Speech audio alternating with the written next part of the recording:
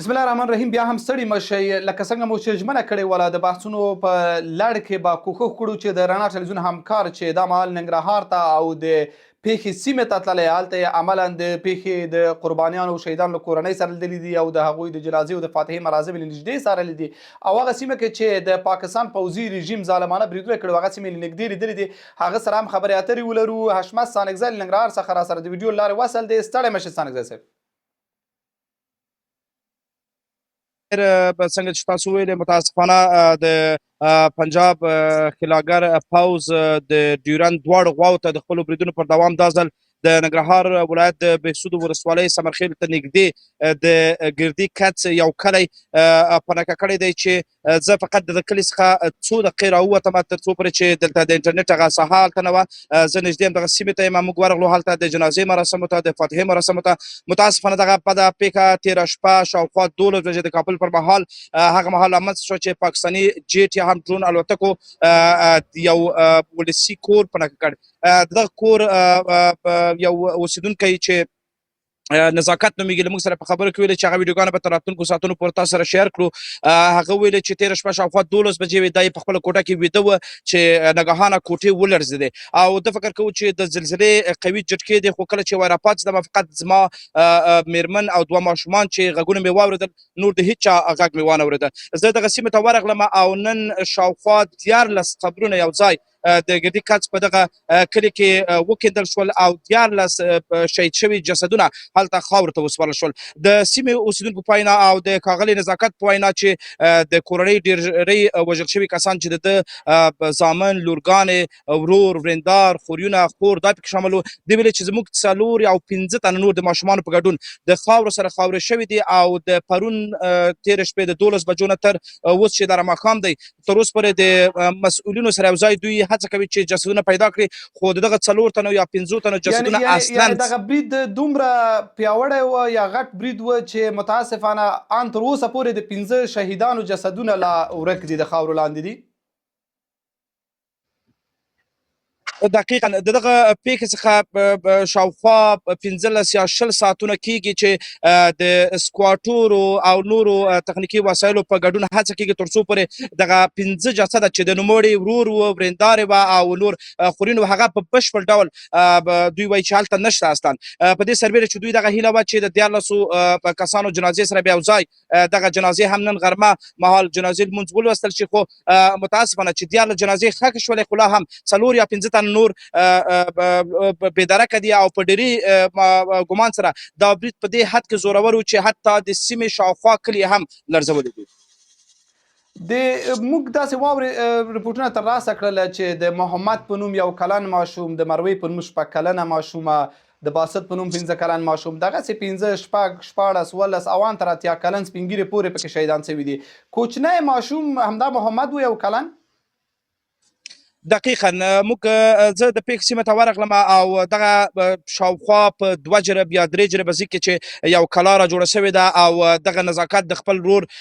بل رور سره یو ځای دوی د هندواڼو کاروبار کوي. کله به سیزن چې د هندواڼو کې د دوی به هندواڼې دوی یو ډاډسنه موټر درلوده چې هغه موټر هم په بشپړ ډول ویجاړ شوی دی چې راتلونکو انځورونو کې به تاسو وګورئ. دوی ویلې چې زما دغه ورور په دغه ډاډسن کې دغه هندواڼې جلال آباد ښار او نورو سیمو ته انتقالولې. دوی ویلې چې زموږ ډېری ماشومان لا هم شیدې خوړلې، د مور شیدې خوړلې چې په دغه پیښه کې شهیدان شوي دي. حتی چې کله موږ نزاکت سره خبرې وکړې نږدې نه دا په حال کې نه و او د لا هم دقیق معلومات ورته نه و، ځکه چې د ده یو زوی چې هغه هم د ننګرهار په عامې روغتیا کې لا هم بستري دی، د ده په وینا باندې تر اوسه پورې له هغه څخه یې احوال نه درلود چې هغه به هم ژوندی وي که مړ، خو د کلیوالو په وینا باندې چې هغه ټپي حالت کې روغتون ته لېږدول شوی دی. متاسفانه د پیښې یو قرباني سپین ږیری مشر هم چې د دوی په کور کې اوسېده او د ده ورونه، د ده خوریان، د ده ورېرونه، د ده خپله لورګانې، زامن، یعنې حتی دوی څخه لاره ورکې وه. حتی هغه دقیق ډول دوی هم موږ ته ونه ویله چې دغه د کورنۍ شاوخوا 20 تنه چې په شهادت رسېدلي دي دغه دقیقا څو کلن وله، خو هغه څه چې موږ نږدې نه خبرونه ولیدل په دغه خبرونو کې ماشومان هم وله او لا هم د ماشومانو په ګډون 15 تنه نور لادرکه دي. پاکستاني رسنۍ د تل په څیر د افواهاتو او تبلیغاتو په لټه کې دي او ادعاوې کوي چې ګواکې هلته خپل مسلح مخالفین وژلي، حال دا چې هیڅ ډول ثبوت او سند تر دې دمه نه دی وړاندې کړی. موږ او تاسې عملا دا دی ګورو چې هلته ماشومان او میرمنې او بېګناه ملکی افغانان شهیدان شوي دي. په دې سیمه کې داسې کوم نظامي ځای داسې کوم ځای شته چې هغوی د دغه خپلو کاذبو تبلیغاتو ته دلیل په توګه راوړي چې دغه ځای باندې موږ برید کړی، پرته له دې چې دغه د اوسېدو کور و او دا هم د دغه نزاکت او یا ځینې نورو کسانو چې تاسې نومونه واخیستل د هغوی د اوسېدو کور و او دوی هېڅ ډول نظامي یا بل ډول فعالیت نه درلوده؟ اصلا په راتلونکو ساعتونو کې به زه هغه تازه ویډیوګانې چې د سیمې د کلي ته په لاره چې موږ واخیستل هغه به د رڼا ټلویزیون د تخنیکي ټیم سره شریکه کړم. تاسو باور وکړئ چې زه د جلال آباد له ښار څخه د سمرخیلو سیمې څخه وروسته د پاخه سړک نه چې کله خامه سړک ته یوځایږي تقریبا شاوخوا 1 ساعت مزل مو کړ، فقط د غره لمنه ده او داسې ځایونه دي چې هلته بوټی نه ښکارېږي. اصلا د نظامي کسانو ځای څخه چې حتی یو دوکان ما پکې سم پیدا نه کړ. فقط هغه بیچاره فقیره یو څو کلیوال راغونډ شوي دي چې هغوی په د هندواڼو په موسم کې د هندواڼو کاروبار کوي، هم کروندګر کوي، ځینې یو څو وزې پسونه اخیستي دلته کار پرې کوي. اصلا داسې یو سم پوخ کور ما هلته ولیده. تاسو خو نظامي تاسیسات کوئ، یعنې ما د هغه ځای څخه ویډیو واخیستله چې د دوی په کندو کې هغه وړه پراته وله چې له بارود سره یو شوي وله، د دوی هغه پاسې ډوله ډوډۍ وچه ډوډۍ چې د پیشنمي لپاره دوی سیاسرو تیاره کړې وه او د کتابونو په شمول چې کلمه پکې لګل شوې هغه د ګلالیو ماشومانو کتابونه مو په انځور کې راواخیستل چې هغه په بشپړ ډول سوځېدلې وله. همداراز هغه موټر چې دوی کاروبار کوي، ما د سیمې له خلکو سره پوښتنه وکړه د دوی د نزاکت د ماشومانو یو سرکوونکی چې د کامې د ولسوالۍ څخه راغلي وو، هغه ویلې چې دوی ډېر عاجزه غریب او ناتوانه خلک ول، د دوی ماشومان له موږ سره هلته درس ویلې. همداراز څنګه چې زه نن هغه سیمې ته ورسېدم، د اوسني حکومت د کار او ټولنیزو چارو وزارت یوه استازی هم هلته راغلی وله، هغوی هم د سیمې څخه لیدنه کوله. تر څنګ یې دیني علماو او ورزشکارانو لسګونه داخلي او بهرنیو رسنیو تر څنګ یې د ننګرهار د بېلابېلو ولسوالیو څخه حتی کابل څخه راغلي هېوادوالو هلته ولیدله، د ټولنیزو رسنیو له لارې دغه انځورونه شریک شول چې حتی هلته یو پوخ کور نشته، دومره د خلک غریب دي. نظامي تاسیسات اصلا د ښار څخه د امنیتي ادارو څخه یو لرې پرته سیمه چې ټول ملکي وګړي ول. د خلکو احساسات او د خلکو تقاضا او غوښتنه څه وله؟ دا لومړی ځل نه دی دا مکرر ډول باندې پاکستان د افغانستان تمامي ارضیت نغزوي او حاکمیت نغزوي او بیا پر ملکي وګړو باندې دوی د شاوخوا لسم هوایي برید دی چې په تېرو څو وختونو کې کوي، ولې هر ځل ملکي وګړي په نښه شوي او مستند موارد شته چې دا یوازې ملکي وګړي، بېګناه وګړي، ماشومان، د کرکټ لوبغاړي دا په نښه شوي. دا ځل هم هماغسې یو وحشت ترسره شوی دی. هلته د خلکو غوښتنه څه وله چې څه غبرګون باید وښودل شي؟ دا غبرګونونه به لا هم په راتلونکو ساعتونو کې هغه ویډیوګانې بشپړ راپور چې ما دغه سیمې څخه چمتو کړی دی او تاسې درولېږم تاسو ته به ښکاره شي. خو بیا هم دومره وایم چې هلته ما څنګه چې د سیمې د قومي مشرانو، د ځوانانو، حتی د ماشومانو په وړاندې د تنفر او انزجار لفظونه یې کارول. همداراز دوی ویلې چې دا نور د حوصلې پای دی او د مسؤلینو څخه وغوښتل چې باید هغه ادارې، هغه استخباراتي و پوځي ادارې چې د له هغوی له ادرس څخه افغانان په نښه شوي دي هماغه باید په نښه شي. او دوی ویلې چې ټول افغان ولس د دغه دایې څخه دفاع کوي او موږ نور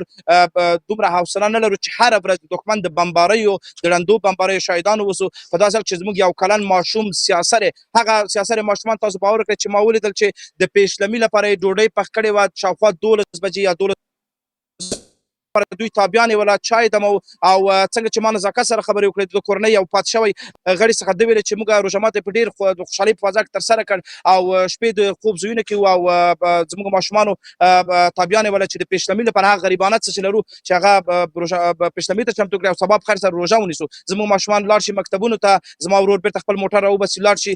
خپل کاروبار ته، ځکه چې په دې کلي کې موټر ډېر کم دی، فقط درسنه وه چې د کاروبار پرې کوه. د خلکو انزجار او کرکه د پاکستان د ښکېلاګر پوځ څخه اوج ته رسېدلې ده، بالخصوص د همدغه سیمې خلکو.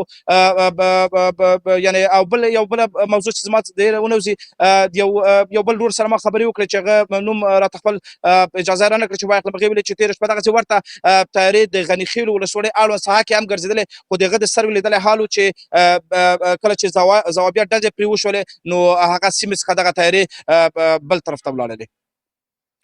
ډیره مننه کوم ښاغلی اشمت سرکزی چې د سیم څخه رپورټ راکړ او دوی هلته عملا تللي ول او د وروستۍ پیښې له قربانیانو کورنیو سره یې لیدلي دي، د هغوی د جنازې مراسم، د هغوی د فاتحې مراسم، د دوی په وینا باندې لا هم ګڼ شمېر قربانیان د ماشومانو په ګډون باندې د خاورو لاندې دي، ځکه هلته ډېر دروند برید شوی دی او دا برید د دې لامل شوی دی چې د خاورې انبارونه پر ځینو شهیدانو باندې لا هم پراته واوسي. یوازې تر دې دمه پورې چې د کابل پر مهال باندې یا د افغانستان پر مهال باندې ماښام دی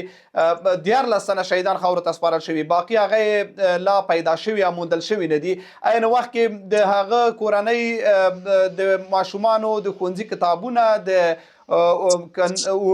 د کندو وړه او دغه رنګه د پیشلمي لپاره چې دوی کوم چمتووالی نیولی، هغه ډوډۍ هغه ټوله د دغه معصومو افغانانو په وینه باندې لړل شوې وله او دې برید شاوخوا کې هیڅ ډول داسې نښې نښانې نشته چې هغلته د کوم نظامي تحرک ولیدل شي. یوازې د بېوسه خلکو یو بېوسه کلی و چې د پاکستان د پوځي